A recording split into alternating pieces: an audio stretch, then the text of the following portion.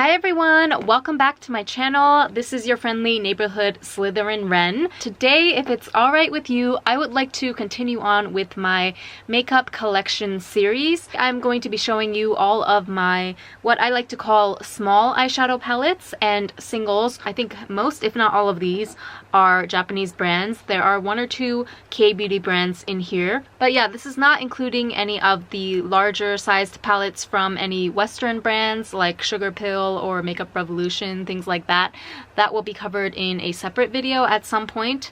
These are just all of my mini palettes and singles. So let's get started in no particular order. I pretty much have everything grouped loosely by brand here, so I'm going to try and go brand by brand, but I might miss a few here and there, so please just bear with me. First off, we have Kate Tokyo, the Tone Dimensional palette in EX1 red brown and EX4 light pink.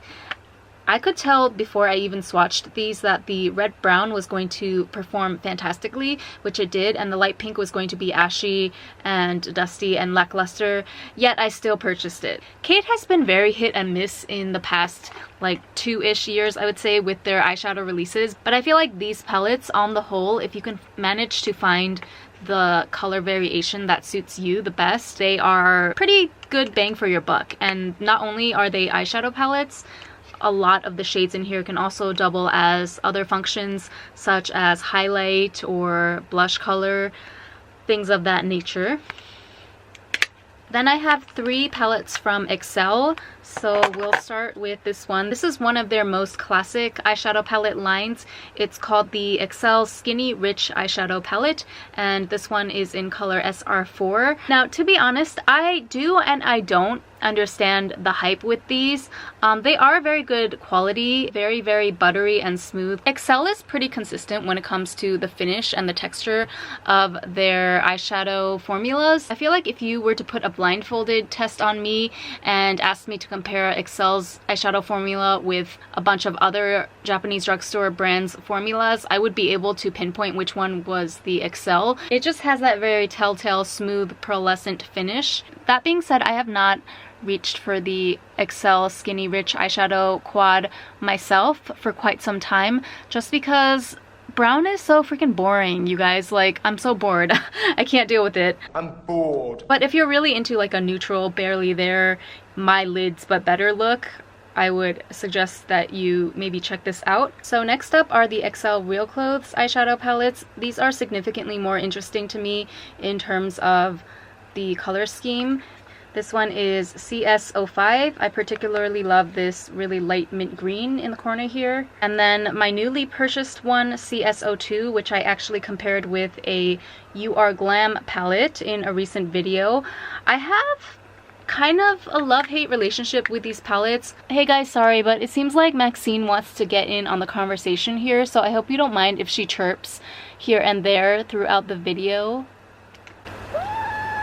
What was I saying? Oh yeah, Real Clothes. On the whole, I would say that I do like these quads and I like the formula. It's just that some colors are hit and miss for me. Like, I think the CS05 right here is probably my favorite out of the entire lineup. There was the purple one also that I initially bought, but then I gave it away to someone and then I repurchased it. But then I ended up giving that one away to Amaya Cosplay and Makeup for Christmas as well, so I don't know. I've only used CS02 once so far, but I'm not completely sold on it yet. Maybe the color scheme in this one is just not well suited for my skin. I felt like it kind of washed me out. I will definitely have to play with this one some more to form a final opinion on it.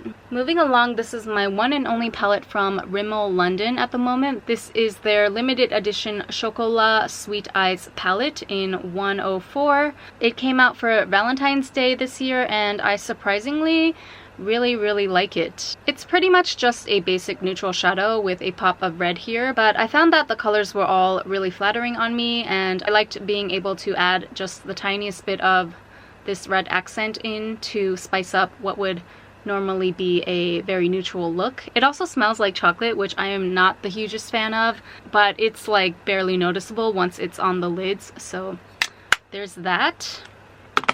Then I have two of these Silky Souffle eyes from Canmake. This is number 2 and number 3. As usual, Canmake does not print the palette names on the back of the actual packaging, so I am sorry, I cannot remember off the top of my head what exactly they are called, but number 2 and number 3. I think this one is like Golden Minx or something. Yeah, this was a confusing one. Well, I mean, not confusing. It was just alright. It was so-so. This one fared a lot better than this one on my eyes, at least, because the colors in this one are just like deeper and they pop more against each other. It's more of a pointedly golden feel, whereas this one was just kind of ashy and it faded really unimpressively. I think these were definitely overhyped. Canmake purposely released these as limited edition to drive up sales. I was pretty annoyed watching a lot of local Japanese YouTubers reviews of these because they all just overhyped it so much. Like, some of them were even comparing it to department store level cosmetics, and I was just like, can we all like calm down and get off of Canmake's. Okay, seriously, you guys, can we? Okay. Thank you. Then I have the new Sheer Nuance eyeshadow palette by Sweet Sweets. This turned out to be a surprising favorite of mine so far in 2020.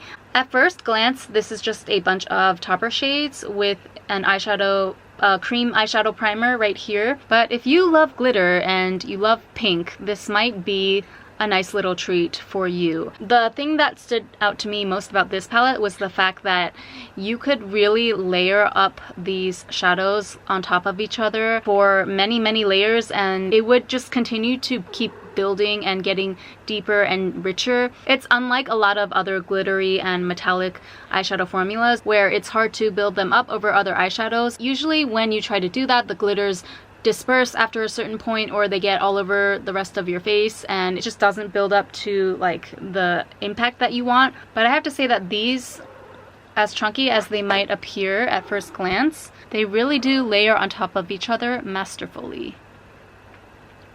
Okay, sorry, I'm gonna try to rush through a couple of the other palettes because I don't want to be sitting here all day swatching everything. This is kind of an OG palette in my collection. OG for this channel anyway. It's the Shiseido Essentialist Eye Palette in number 2 Platinum Street Metals.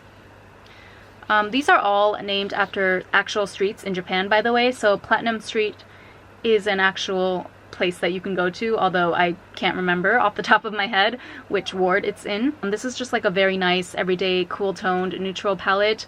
For me, when I think of neutrals or just like a go-to look for every day, I much prefer a cool toned taupey silvery vibe over just like a basic brown. That's just my personal preference. I can't tell you that it necessarily looks better than other neutral shades on me. I think I'm just like really fueled by that late 90s, early 2000s metallic, almost kind of ashy metallic looking eyeshadow look that was really popular at the time, and you would see it everywhere in like music videos and TV shows. And I just remember growing up as a young girl, I always dreamed about being able to wear makeup like that one day when I got older, so I haven't really been able to let that go. I'm so corny sometimes. I'm not ashamed of it. This is one of the newest palettes released by Are Glam. A little on the powdery side, but you can't really complain for the 100 yen price point. This is what I was comparing with that Excel.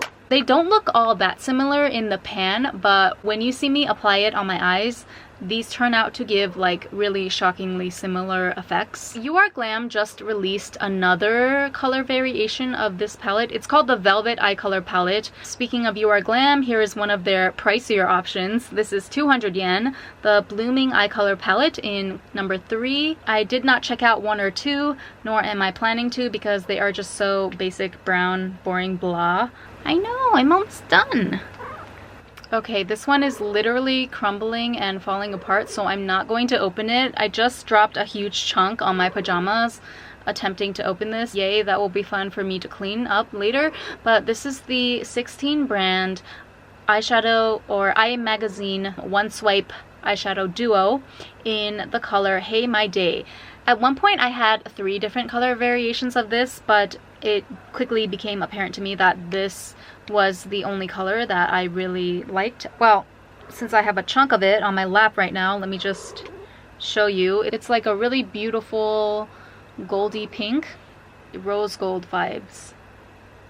Okay, actually I feel like this is pretty much unsalvageable at this point. I am going to throw this away after filming and maybe purchase a new one. I'm not sure yet. 16 brand is a Korean beauty brand, so it is still considered an imported product in Japan, which means that it is super marked up here.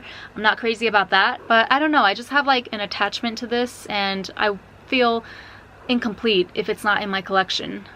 Speaking of Korean beauty brands, I'm in the process of collecting all of the singles from the Witch's Pouch Selfie Fix Pigment line. I used to be resistant to buying Witch's Pouch just because like it reminded me of Halloween makeup. I know that's a really shallow reason, but just the whole like the brand name combined with the witch cat logo here, it just brought up bad connotations of really bad quality Party City makeup or something like that. But thankfully I snapped out of it one day because I was like, wait a minute, this is K-beauty though. It has literally nothing to do with Party City. So yeah, these basically function as just what you would expect from any high quality pressed pigment formula. This is number 8 Blue Moon, and I have been meaning for the longest time to do a review and a swatch video of all of the singles in this range. All the single ladies, all the single ladies. You know, to be honest with you, I just don't feel like spending that much money right now, which is so hypocritical of me, I know, because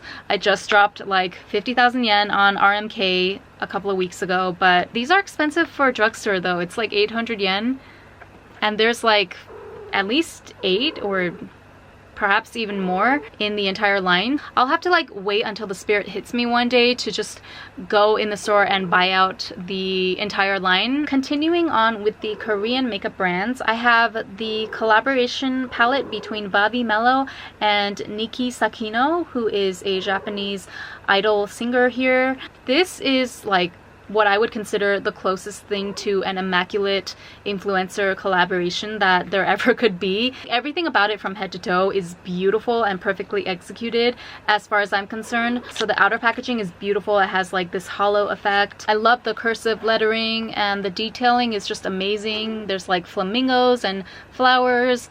And then the palette itself is just like a gorgeous milky silver finish. You know how NARS packaging, it's very prone to showing fingerprints and attracting dust and all of that? This is like the opposite. It's very easy to keep this clean. Even if you get like a fingerprint on it, you can just wipe it like this and it will return to perfection. So yeah, I haven't even gotten into the inside yet, but I mean, I did do like a whole review video on this if you want to check that out. I love these colors. They are pigmented, they blend together seamlessly. The color story itself is also very cohesive. I feel sad that I don't get to use this palette more. I kind of hold back just because I know it's one of the more obscure collections. Like, not only is it limited edition, it's only available in Japan, and not many people know of Nicki Sakino. So I don't want to create like unnecessary FOMO in my viewers by using this too much. But I have to say that it's definitely one of my favorites. I probably will end up doing another look with this. And then to round out the K-beauty portion of this collection video, I have a bunch of singles from Misha. These are the Misha Glitter Prism Shadows. And I think most, if not all of these, are Japan exclusive. This one right here with the clear packaging was actually a holiday exclusive release. It is so unique. I've never really seen this mixture before of the pink and green. The shift is just unreal. It's like a mermaid's scales or something. And then this one is also really special. It's called Tokyo Prism. Like a super delectable berry top coat.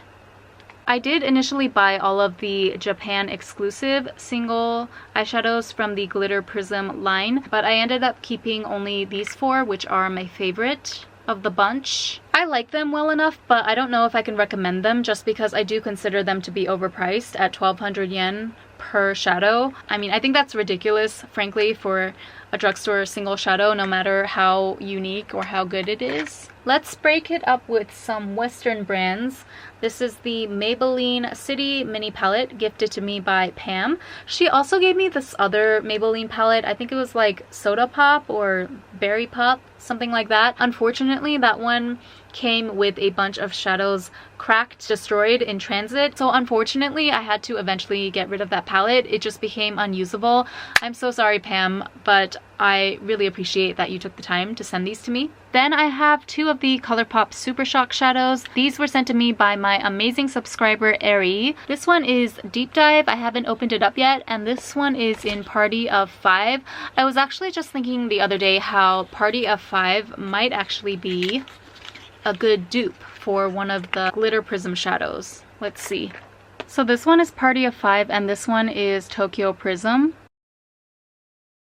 Oh my god, I'm almost done. Let's just take a deep breath and power through the rest of this video. This is the Vise Riche My Nudie Eyes palette in BE5. Beige 5. Admittedly, I definitely don't think I give this palette enough credit on my channel. It's really just a basic go-to brown nude palette. I mean, that's kind of the whole point. If you look at the title of this palette series, it is called My Nudie Eyes. So the point is to find and work with the nude palette with the correct undertones and everything for your skin. Yeah, I just never found it worthwhile to talk about this too much on my channel just because it is so basic and pretty self-explanatory. But if I really think about it, I have to give credit where it is due. I would say that this is definitely borderline, if not legitimately, holy grail eyeshadow status. The formula is pigmented, silky, easily blendable.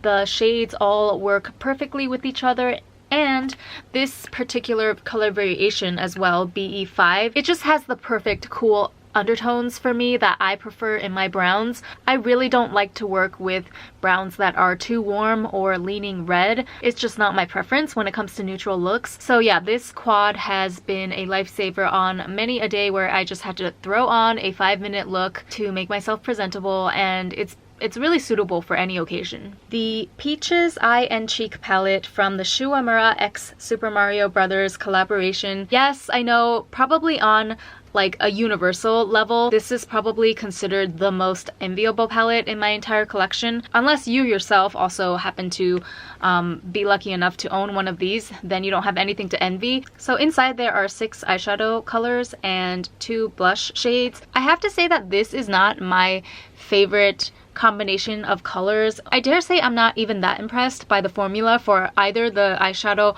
or the blush, which is kind of sad. I feel like a large part of that is probably because when I first purchased this palette, like 2 years ago now, my makeup skills were not as advanced as they are today. Not saying that they're amazing today, but I've definitely improved, and like along the way I have picked up better tools. So for example, nowadays I have the P. Louise eyeshadow base to help me bring out the vibrancy of some more colorful shadows, whereas in the past I was kind of at a loss for how to really make those bright colors pop. But in any case, I mean, if I had to pick one half of this palette, I would say that the orangey brown half is probably better suited for my skin tone in general. With the purple pink side, I found that it kind of washed me out, and I noticed that that's a common problem that I have with a lot of eyeshadow palettes with this color scheme. But of course, that's not to say that all purples and pinks have that effect on me. I have definitely found certain shades of purple and pink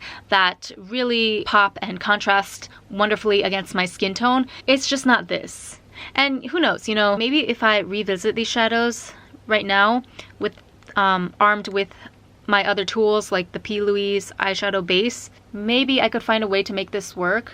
But the good news is that even if these shades in particular just do not agree with my skin tone, this is a completely removable, customizable palette after all. So if I really wanted to, I could just pop these out and replace them with other shadows that are more to my liking. I have no words for how cute this is. This is another palette that is really easy to keep clean. All you have to do is wipe it down with a cloth or even your hands if you get fingerprints on it, and it will be shiny and good as new. So the rest of my small eyeshadow singles are all from the brand RMK. I just had a horrifying masochistic idea. What if I were to add up the total retail value of all of the items that I showed in this video and either post it on the screen or add it in the comment section after I'm done uploading? I might actually do that. How about we all just preemptively take a moment of silence for my bank account? Okay, all jokes aside, I have 6 of the RMK Stone Whip eyes from their Stone Blossom collection. They released 7 of these and I purchased 1 through 6. I feel like I do that a lot with certain lines that come out that I really just, in my heart of hearts, I want to ball out and purchase the whole line, but I omit the 1 or 2 shades that I know I'm not likely to use as often as the others, just as a way for me to be able to say, well, I only bought the ones that I wanted, I didn't buy the whole line. But it's like, really, you might as well have bought the whole line, girl. That would have at least been more helpful to people in terms of comprehensiveness. But anyway, beautiful packaging, beautiful product too, but it's just very limited, I feel, in its usage. These are really great if you just want that sophisticated one wash of color over your entire eyelid. I will say that these are hands down the best formula I have ever tried. Ever in an eyeshadow. When it comes to not creasing or not transferring, I don't know what ingredient they put in here, but it does not freaking budge from the spot that you put it on. And this is coming from someone with half folded Asian eyelids. Like, the natural state of my eyelids is for the skin on top to be folded right on top of the bottom. That's just the way that my eyes work, unless they're closed, obviously. Somehow RMK managed to make a formula that doesn't fade, crease, or flake whatsoever. I'm talking about like a full day of wear, 10 plus hours. It still looks exactly the same at the end of the day as it did when I first applied it. The only thing I will say is that they do tend to dry pretty quickly, so you have to work really fast to blend it out, especially if you want to put on a couple of layers to create a bit of depth. And in that case, it also tends to be like patchy if you try to blend it out too much. So that was kind of a learning curve. But all in all, I do really enjoy these shadows. These are probably the only liquid eyeshadows that I like. I am not even that big of a proponent of liquid eyeshadows, and I would consider these a staple. Next, I have the RMK Colourpop eyes in number 5, Refresh. This is from one of their older collections. Nothing super special about this. It's just a eyeshadow duo. I bought it pretty much just for the design. I originally bought 2 of these. The other one had a pink dot in the circle here instead of the green, and I eventually sold that one because I felt like it wasn't that unique. These shadows work best without a primer, I find, interestingly enough, because it really is supposed to be that subtle pop of color rather than like Instagram drag makeup type of style. And there's a component in the bottom as well for a felt tip applicator, which I never use. It's cute though. Is it 4,000 yen cute? I'm not sure, but let's just... Finally, I have 2 new RMK singles from their most recent release. This is their Colorful Look Eyes formula in number 1 silver and number 2 gold. Of course, number 3 bronze, which is the most popular and wearable looking color, is sold out, so I was not able to get my hands on that one, but that's okay. Honestly, there's nothing revolutionary about these. As you can see, it is just 2 very, very tiny single pans of eyeshadows, the same thing that RMK always does. I bought them to satisfy the makeup goblin within me, okay? And look, I didn't even swatch them yet because I don't want to ruin the logo. I know, I'm ridiculous. One day RMK is going to come out with a $100 single eyeshadow, and guess who's gonna be the idiot that buys it? That was it for my small eyeshadow palettes and singles collection. Let me know, do you have any of these same products in your collection? Do you have good experiences or bad experiences with them? Anything you don't own that your interest is piqued now because you've seen my collection? I always feel weird and hesitant to film collection videos because I feel like, as the person who owns these things, it's just something that I encounter them on a daily basis, so I don't see it as anything particularly interesting. But then when I think from the perspective of a YouTube viewer, I realize that I actually do really enjoy watching other people show their makeup collections. I think it's just something that satisfies the little voyeuristic streak that all of us have a little bit of inside of us, and it kind of also gives a glimpse into that person's personality traits or quirks that you might not have noticed before. Anyway, I do hope that you guys are enjoying and at least getting some sort of value out of these collection videos. Thank you for watching, and I will see you on my next video.